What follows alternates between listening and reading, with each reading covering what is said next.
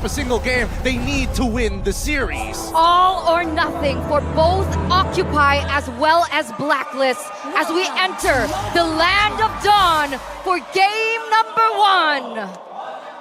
Checking out the rotations, it looks like it's a counter start. It's purple for King Wise, and of course orange here for Leo, the 7-foot-tall jungler from Occupy. The 7-foot-tall jungler? I feel like every single time you bring it up, he adds another foot to his height. I don't know what they feed him over there.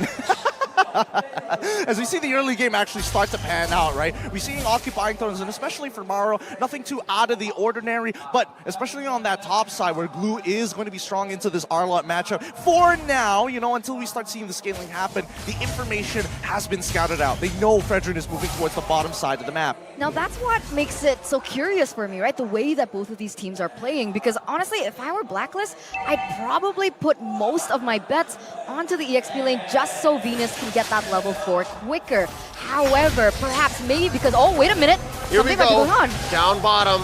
That's some action started out by Blacks International. Oh, first blood drawn by Leo on King Wise. What just goes on here? I mean, they snagged him out. Again, Xavier, he's able to capitalize on these small situations. Even though he's not level 4 and he doesn't have that scaling to his name just yet, the follow-up is so very quick. The movement speed you get from his gates, especially when they are enhanced with a wider range, does two things at once. And here we were saying that it was Occupy who needed time. Yeah, very interesting, but here we go. Leo goes in again. Uh-oh. Oh. Look at that. Agent Zero. He's not going to recall. Interesting. Already turtle up. That was very close. That was very close. And look at them just really wreaking havoc here in the early game and the way that they're able to control this upper side of the map. Look at Alpha, look at Maro, the way that they're positioned. They're trying to zone you away as well as Venus, so Leo can get this uncontested. That's 4 men taking it. Clear victory here for Occupy Thrones. And they're going to oblige. Oh my Venus here, pulling over Leo. Spends that retribution, slowing down the Queen. They are deep behind enemy territory. Look at Wise. Oh, Grand Theft Orange. Yep, he's going to make sure that he, at least, I'm not going to be there for the turtle, so therefore I'm going to take all of your jungle while I'm down on the bottom side of the map. Make sure that at least there is some kind of cash flow working for Blacklist International. I will say, though, they were holding Edward quite a while up on that top side of the map. And by the way, Unbending Will. That is a bending wheel, but now look at mid lane. RWM by Yue, but it's not going to be enough to save Oh My Venus. Leo gets another. Alpha gets on out of there. Not enough damage from Owl just yet. What's going on? Occupy's winning the last 2 or 3 big engagements here. Yeah, you can see that being reflected to their economy, right? 1,200 gold lead already. And this is completely the opposite of what we expected from the drafting phase. Blacklist with the Beatrix, with the Fermis, and even the Eve, especially after level 4, should be able to have more say when these team fights go down, but what we're seeing is the exact opposite. How are they doing this? I think a lot of this is to the testament of Leo, right? His mechanics are keeping him extremely sharp. He's maxing out his stacks just so when he does go in for the puncture, it really hurts, or even the Thorn Rose, right? For the rest of the team, and especially for Owl, he's got to play it a little safer because he knows that Occupy have hounded him on this bottom side. Owl forces the flicker, but the DJ comes in. Owl didn't see that coming. He goes down.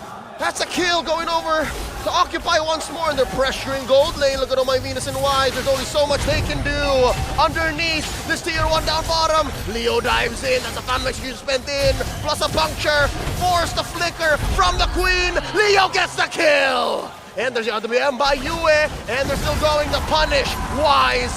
Vengeance going down, and here we go. Split from the Glue. There's the final slash flickering on out.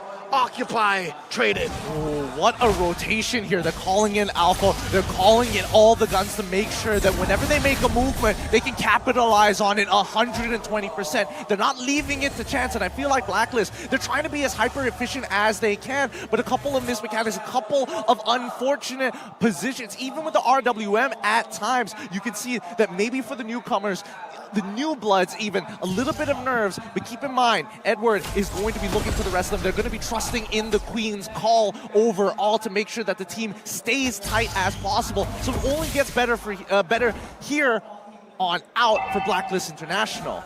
Yeah, it's insane to see the development, right, from both of these teams right now after those few team fights. But so far, it seems like Owl, who should be having a better time in the lane, is already behind. Like, you can even see it in the EXP disparity, and that's exactly what Occupy wants up until this stage. And it's looking bleak, especially now that both of these teams are going for the next objective. That's a 2v2 up top. Turtle has been reset. That's the split already spent up. Edward knocking him up. There's the possession coming in, the pull onto Wise. Oh, Appraiser's Wrath coming in. There's another knock up. Turtle still standing, a third of its life in. And they are going to let go. Down bottom though, they pop the Queen once more. Kill going over to Speedy, but the Turtle goes over to Blacklist International. You can see how they're dividing and conquering, and now Blacklist are starting to adapt, figuring out where the movements are going to be. But Occupy, they want to continue this oppression down on the bot side of the map. The fact is, Speedy is still alive. He's got quite the goal lead on his hands against Owl, who's just trying to survive. Yeah, it's so unfortunate, right? You're not accustomed to seeing this. Sure, has some damage here, but up until this point, she's not able to reach her power spike just yet. Oh, the RWM keeping them where they need to be. Owl pops Speedy, and now from the west, there's another. Oh, that's a double for Owl. Oh, Smile was misplaced, and there's the Appraiser's Wrath and the knock-up. Still lacking the taunt, forcing out a flicker from Maro. Yue takes down the Kaja, and Leo is in trouble. There's a puncture on out, but look, Wise is gonna catch him, and will Wise finish? Oh, there it is, it's not enough. The taunt finally gets him down. Venus gets sweet revenge. Yep, this is a collaborative effort coming in from Blacklist International right now. They've fully adjusted to how Occupy have been playing the game. They made these off-tempo plays. They didn't expect Occupy to kind of disrespect the protocols that we're all used to when it comes down to these neutral fights. And now that they've adjusted, the entire team has kind of realigned themselves, and the calls coming in for Oh My Venus, impeccable as always. Oh no, that's a three-man rotation up top. Down goes Agent Zero. Speedy gets a kill and a turret. See, I love this, right? I love this back and forth. I love that Occupy are still able to trade back punches against Blacklist, who up until this point have actually taken back that economy lead. They have a turret in the top side, and now with 10 seconds remaining on the next neutral objective, both teams are going to go for it. But something to note is Wise and Leo are at the same level. Lancelot, Fredrin, who has a better chance getting that turtle? Whoa, whoa, whoa, whoa. I mean, I would say that it's pretty 50-50 as of right now. Wise now has quite a clear advantage being the level up, but notice the positions from Occupy. Oh, Wise comes in with a taunt and then knock on the final flash. Agent Zero pops one. Smile goes down. Now Maro out of position. Look at how deep Blacklist is. Oh no, but wait, they cornered off Maro. They're going in. Edward, can he get it? And that's gonna be it. Not gonna be enough to sustain, and now the Lord is up while Occupy are 2 men down. This is not a good position, especially for Leo. He's gonna try 1v4, but it's looking real grim here. Oh no, they're gonna pop him. Speedy makes the most of it down bottom. That's gonna be the Lord over to Blacks International, but they will have to concede this bottom lane here to one turret. And even then, it's not much of a loss, right? 2,000 gold lead already, and it's not just about the numbers, right? It's about the map control that they already have built for themselves. And one of the main things that Blacklist needs is that map control to utilize these pushes to be able to get into that back line and just prevent that damage from Smile from getting onto the members of Blacklist. Yep, and now with the Lord pushing down on all sides, Lord Empowered Minions pushing it down from all sides, everywhere. Blacklist International, notice that the movement's coming up from specifically Owl. He feels like he's going to get targeted again. And even for Edward, he doesn't mind too much, but at least with Wise, fishing for that information, knowing that at the very least, he can withstand the damage, and it doesn't really matter. He's got an early immortality, makes it even more of a reason why opening the map for him is going to be the best solution. Interesting. An early immortality for the Fredrin at 9 minutes. Well, I wonder how many items he's built up. Now Blacklist threatening this mid lane tier 1. Look at the back line. The sandwich play from the duo Edward and Wise. Now forcing a flicker away from Alpho as he goes for the split. And down bottom, it's Smile. Up top, it's Leo. Occupy seem to be scrambled. Yeah, it doesn't look like they wanted to commit onto that, but they also wanted to look for something else on the map, but even that they weren't able to achieve it just yet. I'm curious to see what the items are looking like here. Whoa, whoa, whoa, Venus is still able to get out. Still sound. Oh my god! There's a knock-up on the Alpha. He's not gonna live for long. Yue gets the kill, pushing back all of these members of Occupy behind their tier 2. Man, that's a little unfortunate there. And this is why, especially when you have the Arlet and when you're side lanes, once you unlock him out of it, the mid tier 1s and tier 2s, as much as I would like to emphasize the tier 1 mid being one of the most important objectives on the map to give you access into the jungle, with Arlet's displacement, you can make dives from many different angles and you can make it work. Just remember, it goes from left to right. Oh man, looking at the in-game equipment, right? Very aggressive from the mid laners. I want to emphasize on this because most of the damage should rely on Xavier here in the mid game before the carry reaches that item power spike, right? Only 2 items for him right now. Not enough damage in my opinion. It is going to feel onto Owl, but other than that... They oblige Alpha. He wasn't expecting that much damage. They pop the XP laner. Now that's a concealed play. Look at this underneath. Leo might be off position. Smile goes down. But wait, can Owl survive? There's a final slash from Edward. And now why surviving? He does have the immortality. Watch out. Dashing on through. Oh, this is a messy engagement. Wise is separated from the rest of Blacklist. Here comes my Venus and Owl as well. They might pop Owl's immortality. The answer is no, he lives. Leo, though, at a 10th of his health, they push tier 1.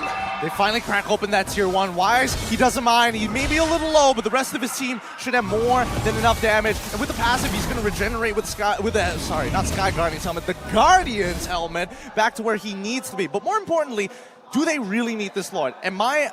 Personally, I don't feel like they want it. They want Occupy to walk out of their base. They want Occupy to get wiped out so they can finally finish this off. But notice that even Occupy don't want the Lord. They recognize that they could potentially lose a fight. Play to your strengths. You have a Kaja. Look for those angles. Yeah, they want to be masters at baiting right now, right? They need to be able to bait Occupy to be able to get more on the board. And like you mentioned, they realize that Speedy just centralizes his focus on these objectives. Edward, the only one in the base to defend. Oh, those are 3 big siege minions. Edward has to do some work. At least Blacklist have gotten something off map. All this while, Occupy was playing footsies across. Now, Maro, look at this. Does he know that there's this bush? Oh, rings of order and lightning bombs through. No engage here. Oh man, I mean, he almost got snagged up mid-animation of the lightning bombs with the final slash coming in from Edward, just a pixel off from clipping him. But in the meantime, this is going according to Blacklist's plan, right? They wanted to play for that early game. Unfortunately, didn't go as well as they wanted to, but they can still recover from this. Occupy, on the other hand, if they can defend this upcoming Lord, make it to the 42k mark, at least we know that they have a chance in the later minutes. I'm guessing probably around the 16th minute is when you're going to see Occupy really hit that peak. Yeah, to put it into basic words, they just need to buy time, right? They need to buy time for Speedy to get online, for Smile as well, because at the end, Xavier, despite everything, he does still deal that damage from a really long range. And look at that kiting as we head into a technical pause. Ladies and gentlemen, it's only going to take a while. Don't worry. Remember, fair play is our utmost priority. We want to make sure that both the players, even the fans, you guys as well at home watching, get the best viewing experience and get the best playing experience as possible. Let's slow it down a bit. I did not expect that explosive of a start from a lineup that we expected to scale. Yeah, I thought so too. I definitely thought like, yeah, they're not going to get punished too hard with this. They're probably not going to go up to the blue lane, so the only place they could go down is bottom side, but I don't think anybody was expecting them straight off the bat at level 1. Maro is like, let's skew the favor of this fight. Let's make sure Owl feels as uncomfortable as possible. And if we can just, cut the time to scale in half for Speedy specifically, our pickoff comp during the mid game just doubles in value. Oh, look at that. Look at the agents here in Cambodia. Man, I mean, we saw the agents in Indonesia, right, for M4 in Jakarta, and they were doing that much. And now they're here as well. Oh, the support for Blacklist is just amazing. I can confirm there are some Filipinos who actually took a break off of work, who booked tickets to fly out to Phnom Penh and I'm guessing that's who you're seeing on camera. I also have to talk about the merch that they're giving out here, like the headbands with the crown as well. Genius idea, but at the same time, where do I get one? Yeah, right? Can I get one? Just outside. Just Oh, outside? yeah? Is it free? I'm guessing Is it freebies? there should be a Blacklist booth. Oh, okay. We know what we're going to be doing later, but in the meantime, the troubleshooting will take in place, and we can start talking about the game a little bit more. I'm expecting it to be pretty much an obvious ping issue. Owl, his position right there, the fact that he was just taking it without sidestepping does beg a couple of questions, but let's have a look at a few words from Wise.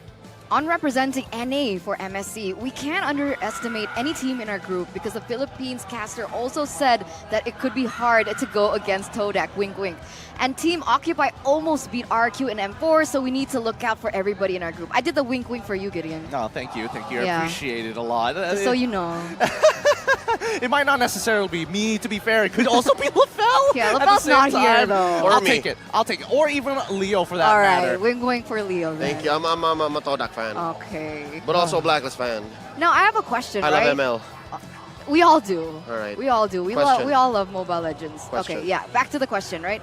With the disparity in gold and just objective disparity between Blacklist and Occupy, and you're saying that Occupy needs to buy time, is it still possible for them to get to a comeback?